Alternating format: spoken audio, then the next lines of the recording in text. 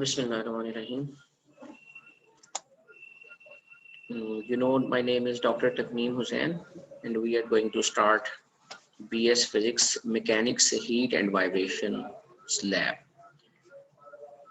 आज का जो हमारा टॉपिक है वो है determination of the value of G by compound pendulum. Compound pendulum क्या होता है बेटे? Any swinging rigid body free to rotate about a fixed horizontal axis is called compound pendulum or physical pendulum. Let's see किस तरह का होता है physical pendulum. ये हमारे पास एक बार पेंडुलम की शेप है. हमारे पास रेक्टेंगुलर मेटल की बनी हुई बार है. इसकी लेंथ 1 मीटर है. इसमें हमने इसका सबसे पहले सेंटर ऑफ ग्रेविटी फाइंड किया, जो कि बिल्कुल ये सेंटर से शो हो रहा है. लिखा हुआ है CG in the middle of the bar. उस सेंटर ऑफ ग्रेविटी से 5-5 सेंटीमीटर के फासले पे दोनों तरफ हमने निशान लगा दिए और ड्रिल किया उसे होल्स बनाने के लिए. उसके बाद हम 2 नाइफ एजेस लेते हैं, सिमेट्रिकली प्लेस कर देते हैं. जैसे अगर ऊपर से तीसरे निशान या तीसरे होल में उस नाइफ एज को रखा जाए, तो बिल्कुल नीचे से भी बेटे तीसरे निशान में उस नाइफ एज को सिमेट्रिकली रख दिया जाता है. अगर आप ऊपर से ये एक्सपेरिमेंट कर रहे हैं, तो ऊपर से अगर पहले होल में ये इंसर्ट करते हैं, तो नीचे से भी फर्स्ट होल ही यूज करेंगे, ताकि इस सिस्टम की सिमेट्री डिस्टर्ब ना हो और ये सिस्टम ग्रेविटेशनल एक्सेलरेशन में इक्विलिब्रियम की फॉर्म में ही परफॉर्म करे. ये दीवार पे एक हमने सपोर्ट लगाई हुई है, फिक्स सपोर्ट. उस सपोर्ट के अंदर इस पेंडुलम को हम इस तरह से रखते हैं इजीली, ताकि ये वाइब्रेट कर सके. हम इसको लोअर साइड से, पेंडुलम की लोअर साइड से पकड़ के थोड़ा सा डिस्प्लेस कर देते हैं, नॉर्मली शॉर्ट एंगल के लिए. तो वहां से डिस्प्लेस करते ही ये ग्रेविटी के तहत मूव करने लग जाता है और उसके बाद इसकी वाइब्रेशंस स्टार्ट हो जाती हैं. हम वो काउंट कर लेते हैं इसका टाइम पीरियड कैलकुलेट करने के लिए.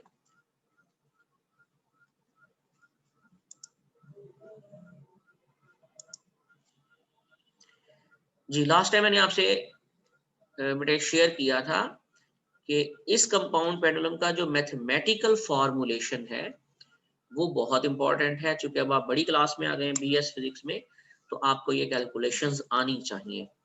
तो आपकी हेल्प के लिए मैंने कुछ मैथमेटिक्स यहाँ लिख दिया हुआ है. आप वो अच्छे से नोट कर लीजिए, समझ लीजिए, और अगर कोई प्रॉब्लम हो तो मुझसे शेयर कर सकते हैं आप. मोमेंट ऑफ इनर्शिया आप सबने पढ़ रखा होगा मैकेनिक्स के कोर्सेज में. उसे I से रिप्रेजेंट करते हैं. तो I मोमेंट इनर्शिया इस पेंडुलम का about n axis through pivotal point, वो हम नॉर्मली लिखते हैं बार पेंडुलम के लिए I = mr². जब हम उसको पेंडुलम को डिस्प्लेस करके छोड़ देते हैं, तो एक्चुअली डिस्प्लेस करने से उसके अंदर एक टॉर्क प्रोड्यूस होता है, जिसको नॉर्मली हम रीस्टोरिंग टॉर्क कहते हैं. तो रीस्टोरिंग टॉर्क टॉ = -FD sin थीटा से रिप्रेजेंट करते हैं. ये आप सब लोगों को आता होगा. अगर आप इस फोर्स को F को उसकी मैकेनिक्स में स्टडी करें, तो वो इस बार पेंडुलम का वेट होगा, जिस वेट की वजह से ये वाइब्रेट करता है. कोई भी पेंडुलम है, आपने देखा होगा, आप उसको वर्टिकल पोजीशन में रखते हैं तो उसका वेट वर्टिकली डाउनवर्ड एक्ट करता हुआ महसूस होता है. लेकिन जब आप उसे डिस्प्लेस करते हैं तो उसी वेट के कंपोनेंट्स बन जाते हैं.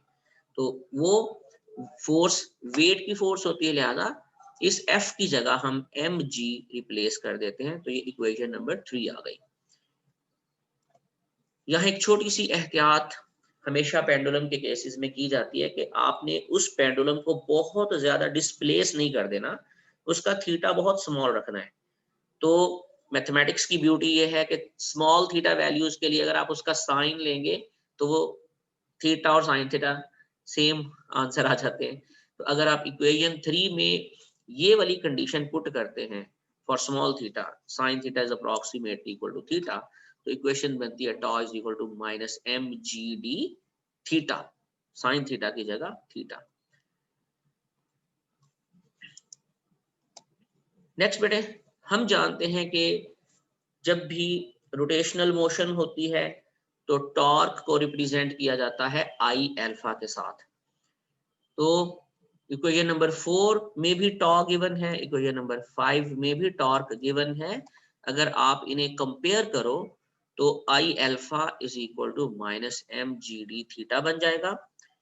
तो इस इक्वेशन को रीअरेंज करें, रीअरेंज इस तरह करें कि अल्फा जो एक्सेलरेशन है वो हम जानते हैं वो डिस्प्लेसमेंट का डबल डेरिवेटिव होता है या सेकंड डेरिवेटिव होता है, और आई को इक्वेशन की उस साइड पे ले जाके पहले डिवाइड कर लो और अल्फा को लिख लो d two theta over d t two, फिर उस साइड पे minus M G D theta divided by i होगा, उसको इक्वेशन की लेफ्ट साइड पर लेकर आओगे तो पॉजिटिव साइन के साथ आएगा। तो ये इक्वेशन बन जाएगी थीटा वेरिएबल में सेकंड ऑर्डर डिफरेंशियल इक्वेशन। हमारे पास डिपेंडेंट वेरिएबल है बेटे इस मैथमेटिक्स में थीटा, जिसका डेरिवेटिव लिया जा रहा है और जिसके हिसाब से लिया जा रहा है वो है टाइम टी। तो डिपेंडेंट वेरिएबल हुआ थीटा और इंडिपेंडेंट वेरिएबल हुआ टी। तो जब भी सेकंड ऑर्डर डिफरेंशियल इक्वेशंस हम सॉल्व करते हैं तो इसका सॉल्यूशन कुछ इस तरह से हमें मिलेगा। ओके, थोड़ी सी अगर शेप चेंज कर ले, ये एम जी डी जो है उसको हम ये के की फॉर्म में लिख लेते हैं, तो ये इक्वेशन नंबर 7 की शेप इक्वेशन नंबर 8 वाली बन जाएगी जी। तो सेकंड ऑर्डर डिफरेंशियल इक्वेशन का सॉल्यूशन इक्वेशन नंबर 8 के लिए वो ये बनेगा theta is equal to theta M cos of omega T plus five.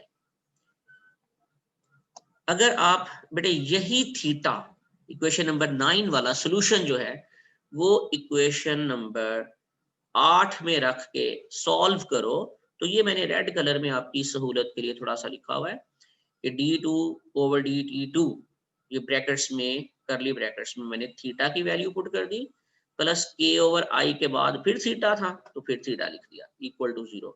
तो अगर आप रफ में इसे सॉल्व करो, पहले हिस्से का डबल डेरिवेटिव निकालें और फिर इसको रीअरेंज कर दें, तो रीअरेंज करने से शेप बनेगी आपके पास ये नीचे ओमेगा इज इक्वल टू के ओवर आई का अंडर रूट। ये जो ओमेगा के ओवर आई अंडर रूट हमारे पास सॉल्व होके आया, इसे हम कहेंगे एंगुलर फ्रीक्वेंसी फिजिकल पेंडुलम की। और हम ये भी जानते हैं कि time period 2 pi over omega की फॉर्म में लिखा जा सकता है। अगर आप इक्वेशन नंबर 10 से ये वैल्यू ओमेगा की इसमें इंसर्ट करो तो ये फॉर्म बन जाएगी 2 पाई आई ओवर के अंडर रूट, जबकि के हम लास्ट स्लाइड में देख कर आए हैं वो एम जी डी के बराबर था, तो आप उसकी वैल्यू वापस इस इक्वेशन में इंसर्ट कर दें जी। अब एक नॉन फॉर्म बनाने के लिए, एक जानी पहचानी शक्ल बनाने के लिए आप एक छोटी सी सब्स्टिट्यूशन करते हैं बेटे कि ये जो I over M D equation number 11 में आ रहा है उसकी जगह आप कैपिटल L पुट कर दें, तो इक्वेशन 11 की फॉर्म बन जाएगी T is equal to 2 pi L over g under root. ये इक्वेशन नंबर 12 जो आपको स्क्रीन पे नजर आ रही है।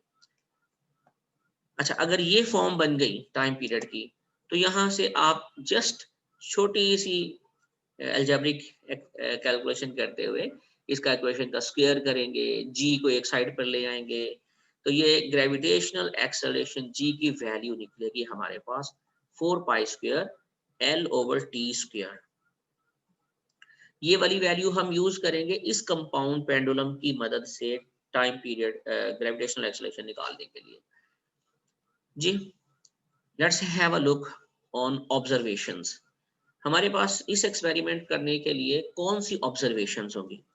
सबसे पहले बेटे हमारे पास फिजिकल पेंडुलम था ये वाला, तो अगर गौर करो तो इसकी लेंथ है 1 मीटर, यानी 100 सेंटीमीटर, इसके अंदर हमने 9 होल्स किए हुए हैं, ठीक है। तो हर दो साथ साथ वाले कंसेक्टिव होल्स के दरमियान 5 सेंटीमीटर का फर्क रखा हुआ है। अब आप एक बेहतरीन तरीके से जानते हैं कि अगर किसी चीज को एक बार काटा जाए तो 2 हिस्सों में तकसीम होती है, 3 हिस्सों में काटने के लिए उसे 2 बार काटना पड़ता है। तो अगर एक चीज को 10 बराबर हिस्सों में तकसीम करना था 5-5 सेंटीमीटर के हिसाब से, तो हमने इसको 9 जगह से काट दिया, 9 होल्स बना दिए 5-5 सेंटीमीटर, तो ऑटोमेटिकली ये 10 इसके पोर्शंस बन जाएंगे 5-5 सेंटीमीटर के फासले पे। इनमें से एक तो होगा बच्चों सीजी, सेंटर ऑफ ग्रेविटी, वो जो हॉरिजॉन्टली हमने एरो से शो किया हुआ है फिगर के अंदर। वहां सेंटर ऑफ ग्रेविटी से एक साइड की तरफ अगर आप मेजर करते जाओ चीजें, तो 5 सेंटीमीटर, फिर 10 सेंटीमीटर, फिर 15 सेंटीमीटर एंड सो ऑन। और अगर दूसरी साइड की तरफ डाउनवर्ड साइड पे मेजर करेंगे तब भी 5, 10, 15, उसी तरह फासला बढ़ता जाएगा सेंटर ऑफ ग्रेविटी से। ऑब्जर्व करना है आपने इसका टाइम पीरियड, तो आपको बेटे स्टॉप वॉच भी चाहिए होगी, तो आप एक स्टॉप वॉच अरेंज करेंगे लेबोरेटरी में और कोशिश कीजिएगा उसकी 0 एरर ना हो। बेहतर यही होता है, अगर 0 एरर आएगा तो फिर आपको 0 करेक्शंस भी करनी पड़ेगी, ठीक है। तो हमारे पास जो स्टॉप वॉच है, हम सपोज करते हैं कि उसके पास एरर नील है जी। अब हमारा एक्सपेरिमेंट स्टार्ट हुआ, ये एक टेबल स्टार्ट किया मैंने, दिखाया आप बच्चों को। हम ऐसा करेंगे, उस पेंडुलम की एक साइड की तरफ, जिसको हम साइड ए बोलते हैं, एक तरफ रीडिंग्स लेना शुरू करते हैं जी। तो फर्स्ट सीरियल नंबर देखिएगा बेटे। First of all distance from c g, यानी सेंटर ऑफ ग्रेविटी से फासला। तो ये देखिए आप 45, 40, 35 इस तरह से लिखा हुआ है, 45, 40, 35 अप टू 5। तो इसका मतलब सेंटर ऑफ ग्रेविटी से आप 9वें निशान के ऊपर की तरफ चले जाते हैं तो वो 45 सेंटीमीटर ऊंचा होगा। समझ रहे हो बात को?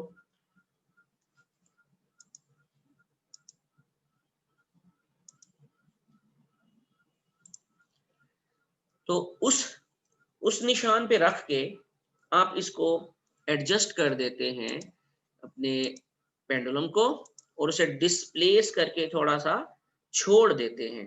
तो अब आप ऐसा करें बेटे, 20 वाइब्रेशंस के लिए इसका टाइम नोट करें। तो जो सेकंड कॉलम आपको नजर आ रहा है स्क्रीन पे, टाइम फॉर 20 वाइब्रेशंस, इसमें T1 लिखा आ रहा होगा, T1 सेकंड्स की फॉर्म में। तो 45 सेंटीमीटर पर 20 वाइब्रेशंस के लिए टाइम मिला 31.92 सेकंड्स, और हमने ये नोट कर लिया। लेकिन चूंकि एक बार किया है, हम इसमें अनसर्टन है, तो अनसर्टेनिटी दूर करने के लिए हमने एक बार एहतियातन और टाइम पीरियड मेजर करने के लिए रीडिंग्स रिपीट की, तो T2 भी लिया इस थर्ड कॉलम के अंदर, वो निकला 32.34। इसका मतलब ये हुआ, ये किसी बच्चे को कोई इशू आ रहा है?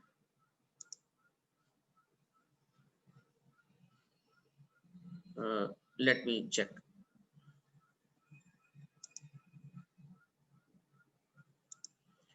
जी बेटे मैंने अनम्यूट किया, किसी को कोई प्रॉब्लम?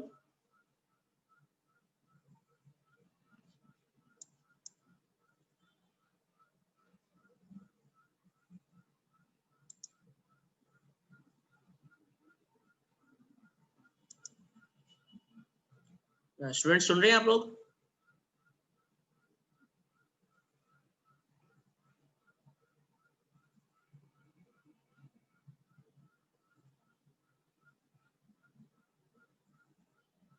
अच्छा, आपकी तरफ से रिस्पांस नहीं आ रहा।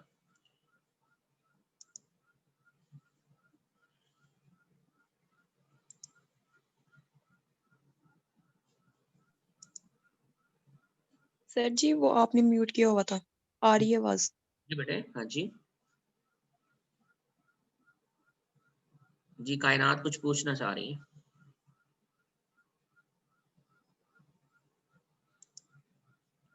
ओके, चलिए कंप्लीट करते हैं बात को। तो साइड ए की रीडिंग्स हम ले रहे थे, 45 सेंटीमीटर पर हमने T1 फाइंड आउट किया और फिर T2 फाइंड आउट किया। इन दोनों टाइम्स का हम मीन ले लेते हैं, एवरेज, जो फोर्थ कॉलम के अंदर, तो वो निकला बेटे 32.13 सेकेंड्स। अब ये 20 वाइब्रेशंस का टाइम था, तो हम एक वाइब्रेशन का टाइम निकालने के लिए इस वक्त को 20 पे तकसीम कर देते हैं।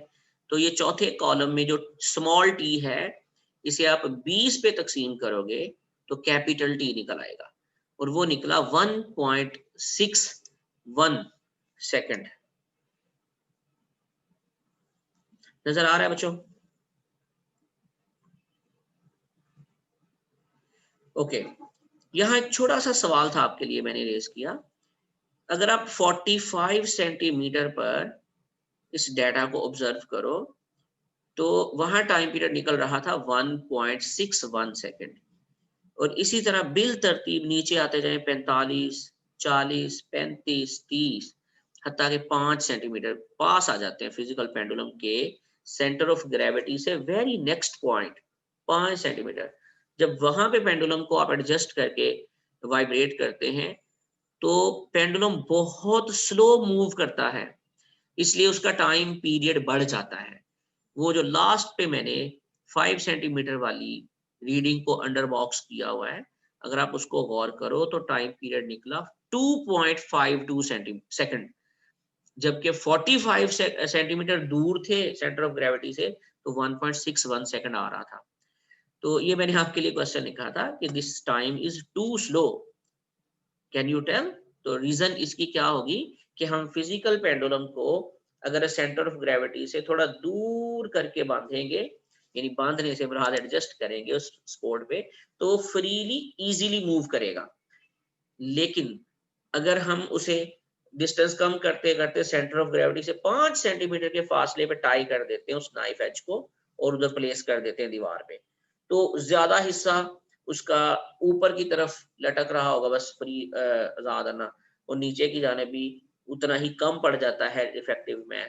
तो ये जो इफेक्टिव जो सिस्टम बना मेरे पास, वो उसका एवरेज टाइम पीरियड बढ़ जाता है, यानी स्लो रीडिंग्स आना शुरू हो जाती है।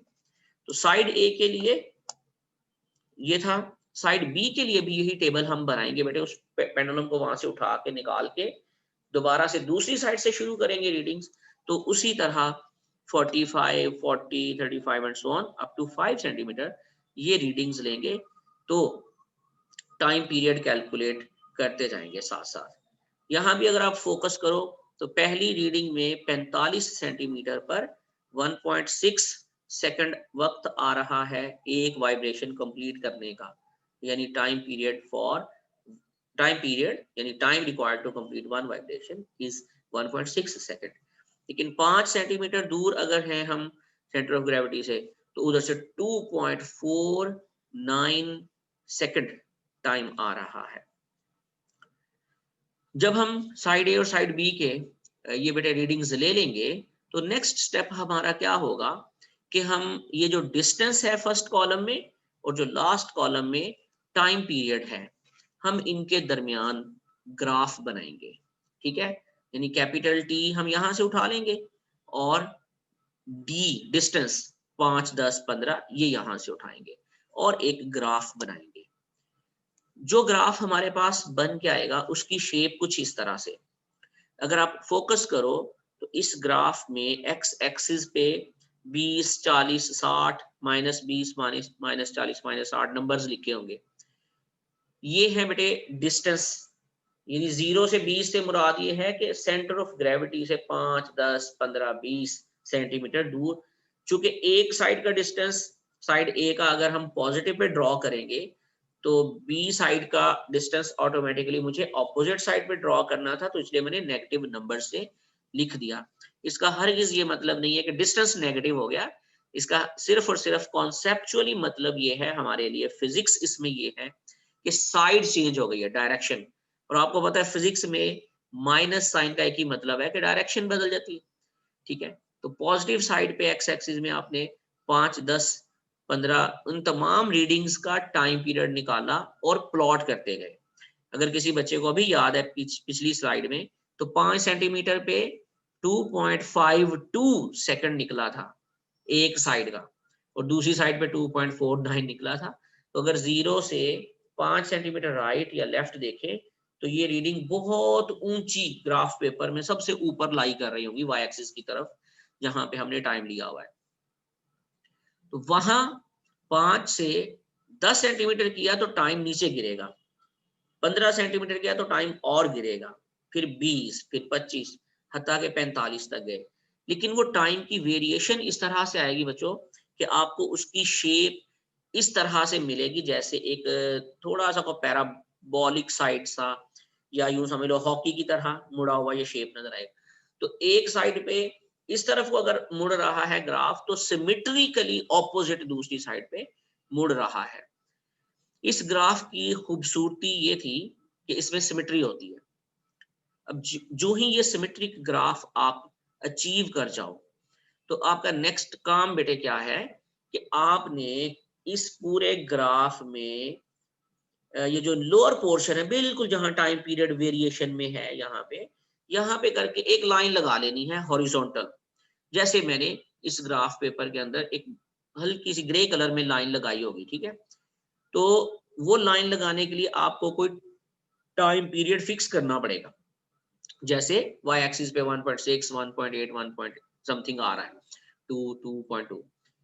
मैंने 1.55 सेकंड टाइम पीरियड को अगर सिलेक्ट किया तो वहां से एक हॉरिजॉन्टल लाइन लगाई जो इस ग्राफ को 4 जगहों पे टच करेगी। उन 4 जगहों पे जो नुक्ते बनेंगे उनको ABCD नुक्ते का नाम दे दिया आपने, लिखा हुआ स्क्रीन पे नजर आ रहा होगा जी। अब हम जानते हैं कि ग्रेविटेशनल एक्सेलरेशन का जो अभी हमने फॉर्मूला डिजाइन किया फिजिकल पेंडुलम के लिए, वो है 4π² L/t²।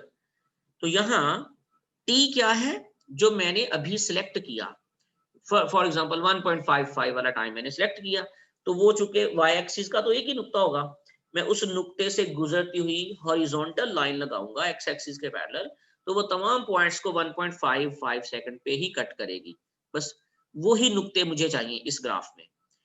वो लाइन चूंकि ABCD पे काट चुकी है, अब मुझे चाहिए ग्रेविटेशनल एक्सेलरेशन कैलकुलेट करने के लिए L, कैपिटल L का आंसर। तो अगर आप बेटे देखो A से C तक का फासला या B से D तक का जो भी डिस्टेंस बनेगा ग्राफ में, ये डिस्टेंस हॉरिजॉन्टल है, काइंडली ध्यान में रखिएगा।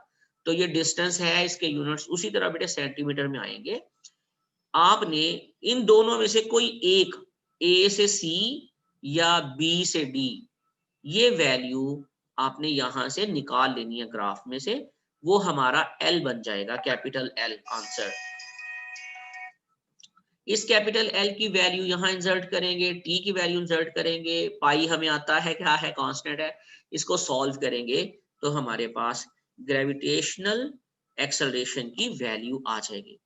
तो अगर हम इस ग्राफ को बड़ा ब्यूटीफुली और केयरफुली हैंडल करें तो वहां से हमें ग्राफ में से बेटे ये वाली वैल्यूज, ये वाली चीजें मिल जाएंगी।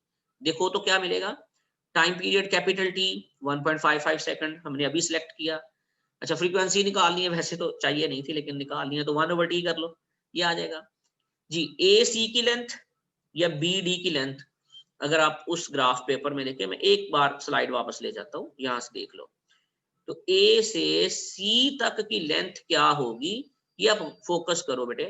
तो वो एक साइड पे 20 सेंटीमीटर है, दूसरी साइड पे 40 सेंटीमीटर है, ठीक है। यानी जीरो से यानी C वाली साइड की तरफ, राइट साइड की तरफ देखो तो 20 के करीब वो टच कर रहा होगा। तो आप अगर 20 सेंटीमीटर वो लेते हैं और उधर से 40 तो 60, इट मीन ये रफली है, आप अपने हिसाब से भी लाइन लगा सकते हैं, वहां जो भी रीडिंग आ जाए हम वही लेंगे, ठीक है। तो A से C तक की लेंथ 60 सेंटीमीटर बन रही है, तो चूंकि ग्राफ सिमेट्रिक था लिहाजा उधर से B और D की लेंथ भी 60 सेंटीमीटर निकलेगी, अगर हमने बहुत एहतियात से एक्सपेरिमेंट किया हुआ है। ये कोई जादू नहीं है, अगर किया है तो ये सिमेट्रिकली आ जाएगी। अगर ये वैल्यूज बराबर नहीं आ रही तो समझ लें हमसे कहीं गलती हुई है, हमने अच्छे से टाइम पीरियड नोट नहीं किया, लेंथ्स वगैरह इसलिए प्रॉपर नहीं आई, या हमने ग्राफ जो ड्रॉ किया था वो अच्छे से डिजाइन नहीं हुआ, कहीं ना कहीं गलती आ जाएगी। बहरहाल हमने उसकी मीन लेंथ निकाली, वो 60 सेंटीमीटर आ गई, L, कैपिटल L का आंसर। जी, अब हमें पता है ग्रेविटेशनल एक्सेलरेशन का फॉर्मूला था 4 pi square L over T square.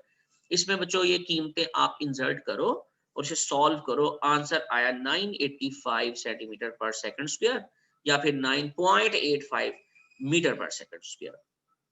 Gravitational acceleration का आई बिलीव कि आप जानते होंगे इतना ही आंसर आता है, लेकिन फिर भी हम देख लेते हैं कोई अनसर्टेनिटी, कोई एरर तो नहीं है, तो लिहाजा हम परसेंटेज एरर कैलकुलेट करते हैं।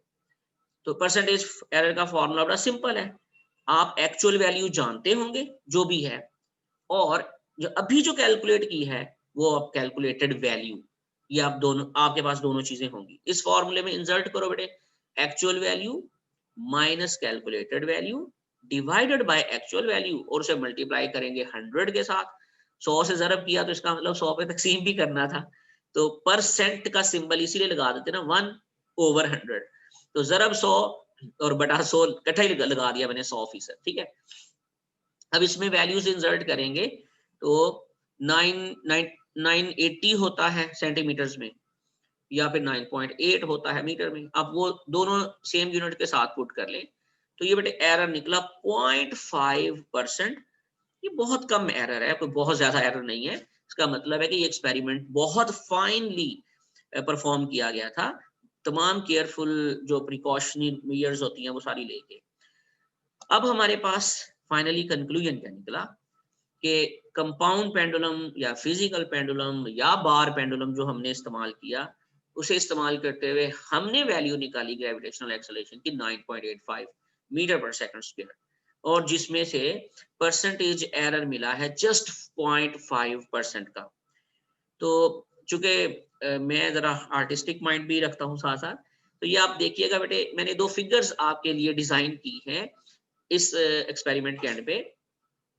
दो लड़के हैं, एक यानी दोनों की शेप आपको नजर आ रही होगी, दोनों ग्रेविटी के अंडर नीचे गिर रहे हैं, ठीक है। हालांकि देख आप फोकस करोगे तो एक गिर रहा है, दूसरे ने छलांग लगाई है, ठीक है। यानी एक इंटेंशनली आ रहा है राइट साइड पे नीचे, और लेफ्ट साइड वाला बेचारा गिर गया है, उसे अपनी गफलत की सजा मिली है।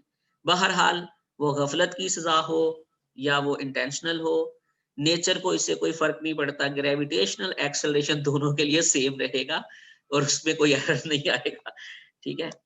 तो आज का लेक्चर बेटे इतना ही।